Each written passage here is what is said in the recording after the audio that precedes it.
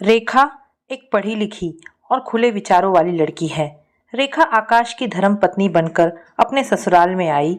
भरा पूरा परिवार, हर जगह चहक महक जैसा आमतौर पर शादी वाले घर में होता है। अब बारी आई सबको जानने की। बहू, देखो ये तुम्हारे छोटे ससुर है, इनके पैर छुओ। ये सबसे बड़ी वाली बुआ है, ये मंझली वाली है, और देखो ये अमर की बहू है। अरे अरे, इसकी पैर क्यों छू रही हो? ये तो रिश्ते में तुमसे छोटी हुई ना।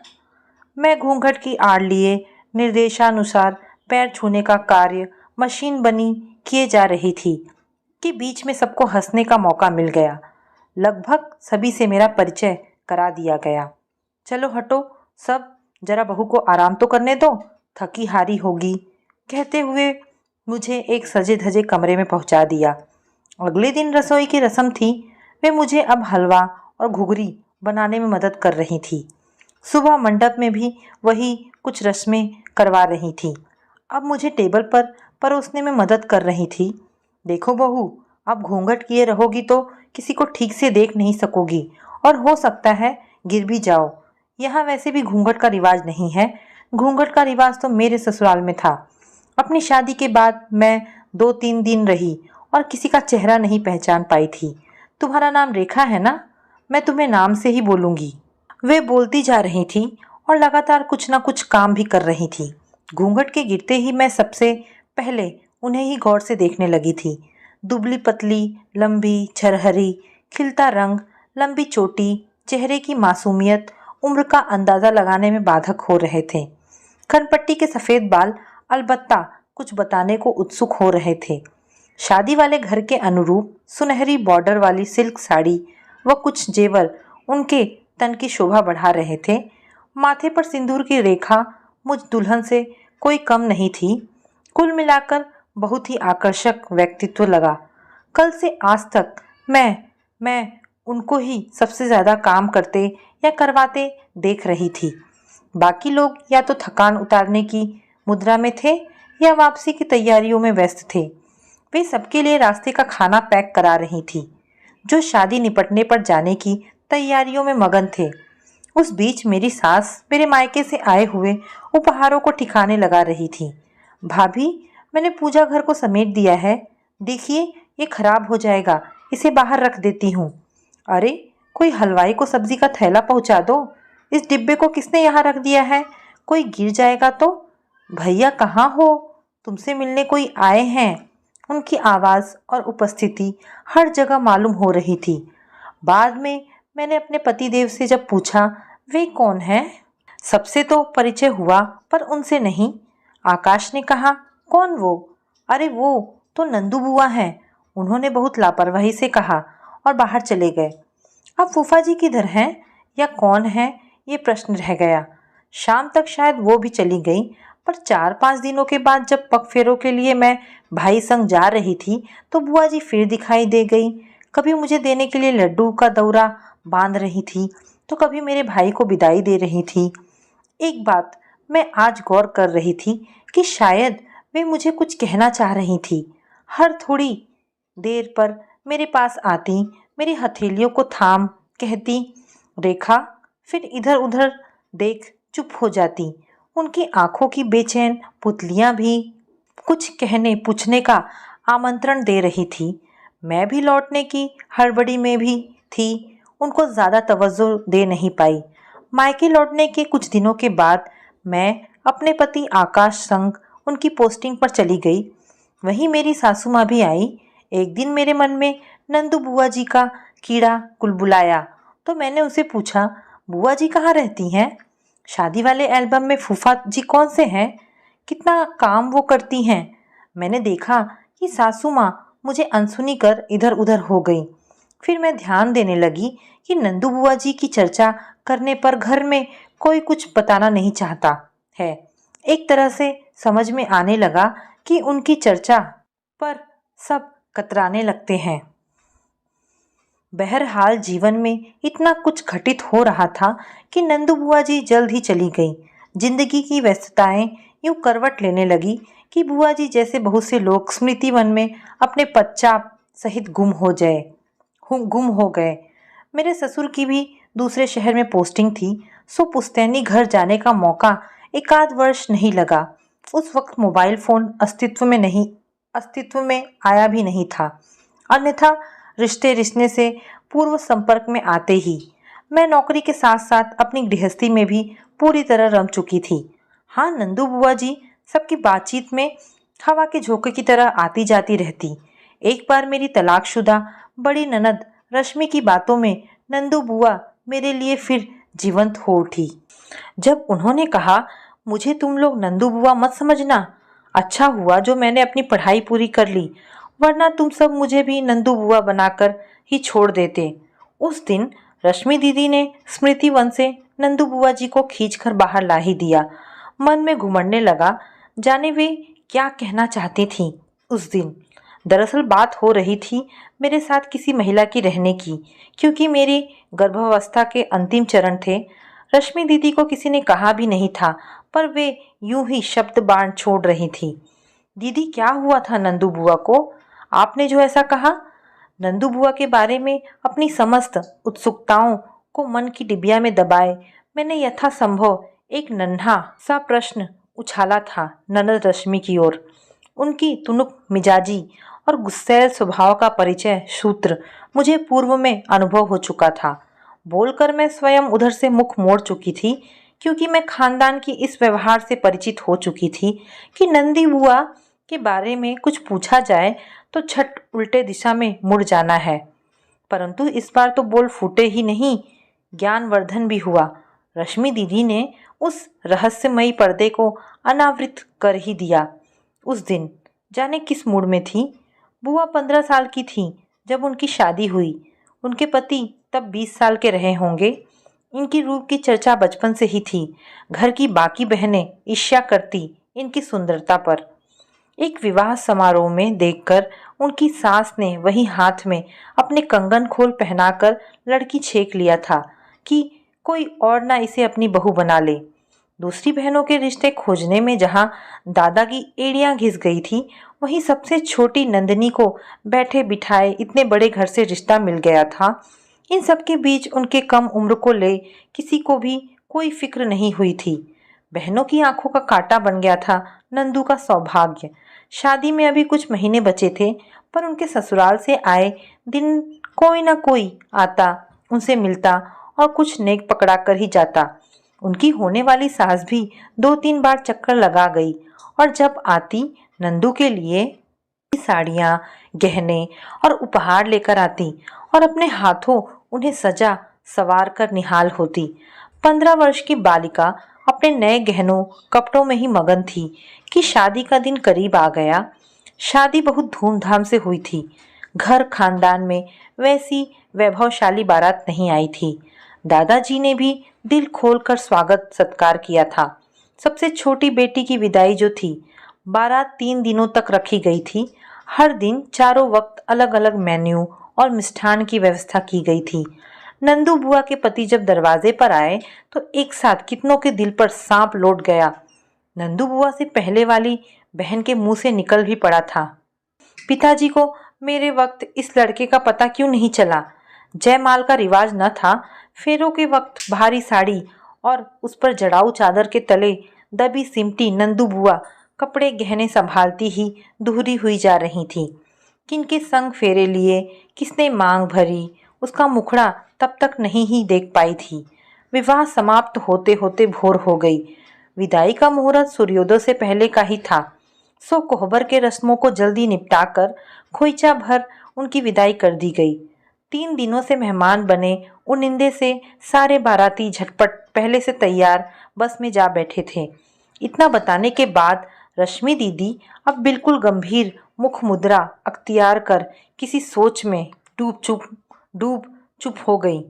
मुझे उनके भाव भंगिमा देख एक भय सा लगने लगा। मैं चुप हो इंतजार करने लगी। तलाकशुदा अपनी इस प्रोफेसर ननद के कड़क व्यवहार से मैं क्या सब डरते थे घर पर मैंने महसूस किया था कि जब से मैं गर्भवती हुई थी, इनका व्यवहार मेरे प्रति दिनों दिन नरम होते जा रहा था। आए दिन वे अपने शहर से इधर का चक्कर लगाने लगी थी। उसी मुलायमियत का ही नतीजा था जो मैं बैठी उनसे नंदू बुआ जी के बारे में जान रही थी। देखो भाभी, अब तुमसे क्या छुपाना, अब तो तुम इसी घर की ही हो। रश्मि की आवाज़ कहीं दूर से आती प्रतीत हुई। हम सब ने भी तो सुना ही है, बस घर पर कोई जिक्र नहीं करता है उस घटना के बारे में। उनके चेहरे पर उगती जा रही गमगीन लकीरें मुझे किसी बहुत बड़े रहस्य को संकेत देने लगी थी। बारात विदा कर सब इधर उधर लेटे बैठे थकान उतारने लगे। अधिकतर लोगों को जिधर जगह मिलती पैर फैला सोने का उपक्रम करने लगे। हलवाई ने दिन चढ़े कढ़ाई चढ़ा नाश्ते का प्रबंध शुरू किया। अब तक नंदिनी अपने ससुराल पहुंच गई होगी। मंगलाचार स्वागत गीत हो रहे होंगे। यहाँ से नंदू का ससुराल कितनी दूर होगी? अगर घाटी में जाम ना मिले तो भी 5-6 घंटे तो लग ही जाएंगे। घर में बातें चल रही थी कि किसी मोटरसाइकिल वाले की रुकने की आवाज़ आई।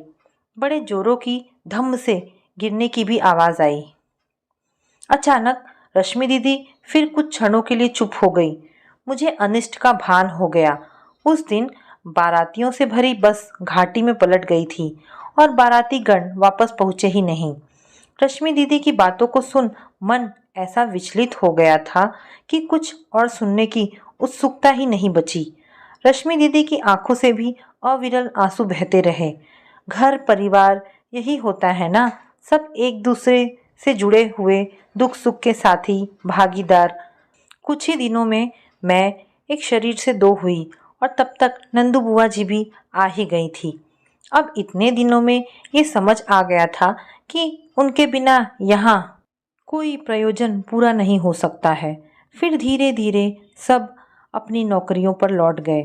नंदू बुआ जी रह गईं मुझे व बच्चे की देखभाल के लिए। उसी बीच में हरियाली तीज पड़ी।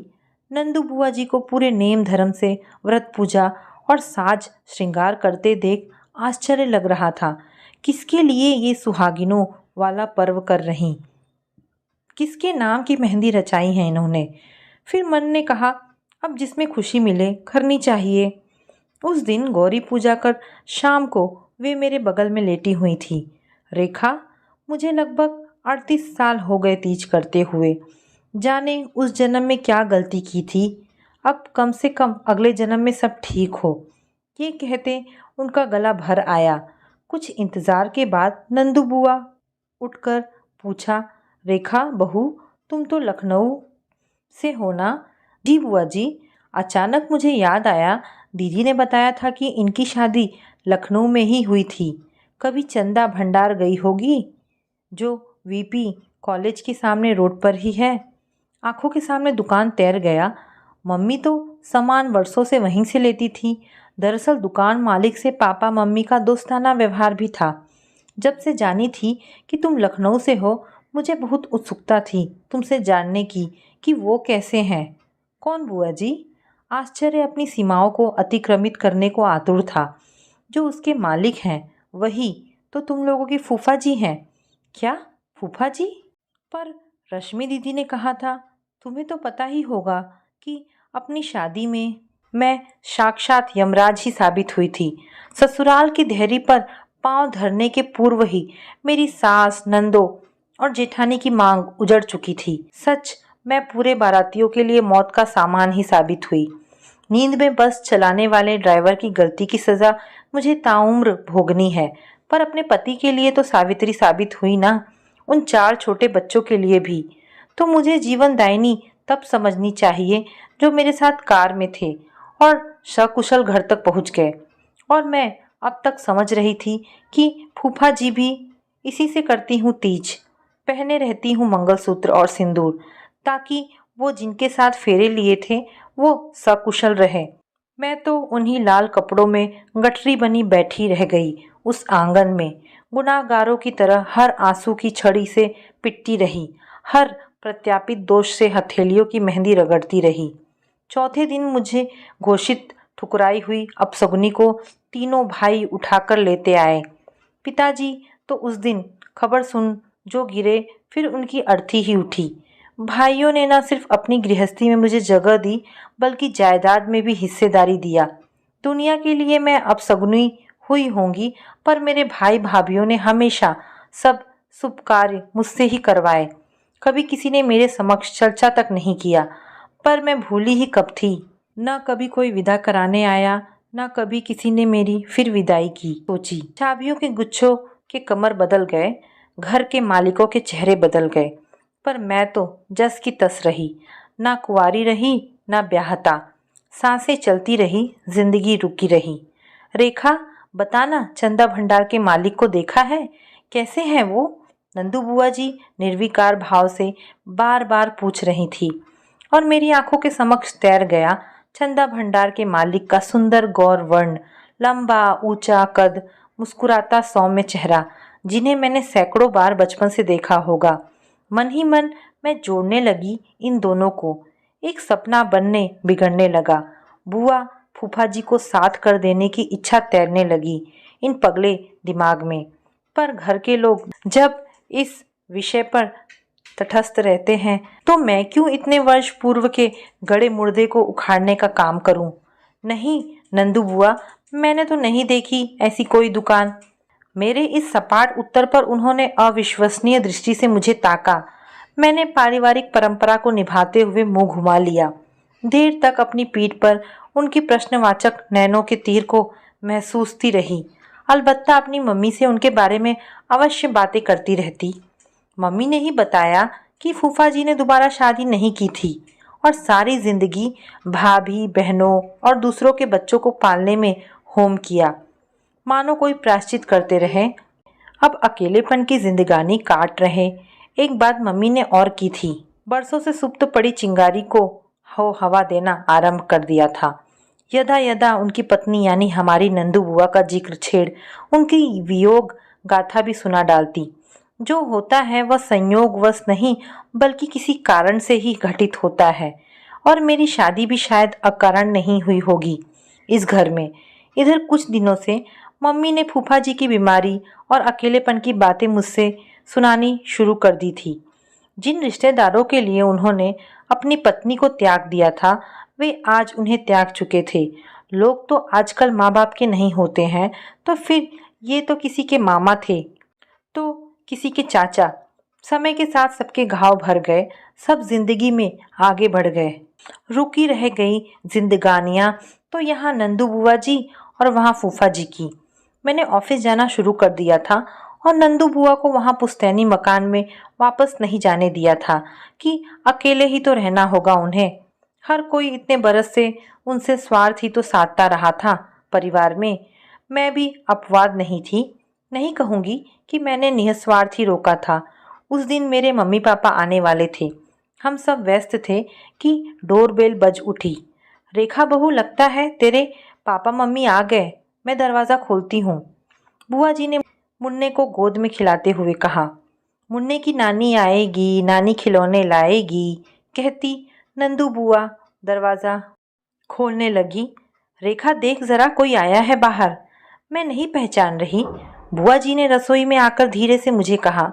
मैं रसोई से बैठक में आई तो मानो मुझे करंट लग गया। तभी पापा मम्मी भी अंदर आ गए। नंदू बुआ, बुआ आओ इधर, मैंने उन्हें पुकारा। बुआ, इनसे मिलो, इनका लखनऊ में चंदा भंडार नाम की दुकान है। अब बुआ के चौंकने की बारी थी। वे आंखें मलती हुई दोबारा हड़बड़ी में बैठक में आ खड़ी हो गई। सच में मेरे पापा मम्मी उस दिन मेरे ससुराल वालों के लिए खुशियों की चाबी लेकर आए थे। रेखा, मैं तुम्हें लेने आया हूँ। जो गलती मैंने की है तुम्हारे साथ, उसकी कोई माफ़ी तो नहीं होगी, मैं जानता हूँ, पर जीवन संध्या में तुम संग होगी तो कुछ प्रायश्चित अवश्य कर सकूँगा। जवानी तो कट गई, पर बुढ़ापा तन्हा काटे ना कट रही। उन्होंने अपना धीर गंभीर वाणी में कहा। नंदू बुआ इस औचक आगत से अवाक थी। अविश्वसनीयता से निढाल हो वहीं एक कुर्सी पर ढेर सी हो गई। बस डबडबाई नैनों से सबको ताक रही थी, जिनमें हजारों हजार सवाल आंसुओं संग सैलाब बनने को आतुर हो रहे थे। जब तक सबने खाना पीना किया, मैंने उनका बैग तैयार कर दिया, जिसमें उनके कुछ कपड़े और दवाइयाँ थी। पर उनके आंसुओं को मैं कैसे समेटती? हजारों तन्हा रातों की बेबसी को कैसे भरती बैग में? बैग तो इतना बड़ा था ही नहीं जो उस इल्जाम को पनाह दे देता, जिसकी मार वह ताउम्र झेलती रही थी। 15 साल की बच्ची के मानस पर छाई उस खौफनाक यादों का मैं क्या करती जो उम्र के साथ बड़ा नहीं हुआ था। उस आस्था और विश्वास का मैं क्या करती जो बिना पति का मुख देखे तीज करते रहे थे। फिर बुआ की आंखों के प्रश्न को सबको मथने में कोई कसर नहीं छोड़ रही थी कि आखिर बुढ़ापे में ही क्यों याद आई। मानो ना पहले मेरी अस्तित्व की कोई अहमियत थी न अब। मैंने बहुत जतन किया कि अपनी नंदी बुआ के आंचल में मैं खुशियों का ही खोइचा भरूं। नंदू बुआ अपने घर जा रही थी पर खुश नहीं दिख रही थी। उसी तरह विचारों में मगन वे फूफा जी के साथ कार में जा बैठी। तो दोस्तों, ये कहानी यहाँ पर समाप्त होती है। आशा करती हूँ आपको ये कहानी ज़रूर पसंद आई होगी। अगर आपको ये कहानी पसंद आई है तो प्लीज़ इसे लाइक एंड शेयर करें। धन्यवाद दोस्तों।